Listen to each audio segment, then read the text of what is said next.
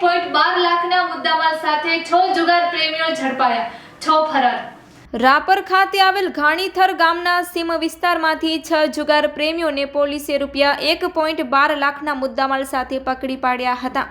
આ મામલે સૂત્રો દ્વારા મળતી વિગતો અનુસાર ગત શુક્રવારના સાંજના સમયે પોલીસે આ સ્થળ પર દરોડો પાડી કાર્યવાહી હાથ ધરી હતી।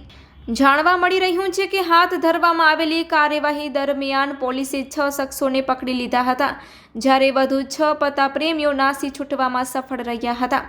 પોલીસે પકડેલા ઈસમો પાસેથી રોકડ રૂપિયા 15,120 તથા 3 મોબાઈલ ફોન મળી કુલ કિંમત રૂપિયા 1,12,120નો મુદ્દામાલ હસ્તગત કરી તેમના વિરુદ્ધ જુગાર ધારાની કલમો હેઠળ ગુનો નોંધીને આગળની વધુ કાયદેસરની કાર્યવાહી હાથ ધરી છે।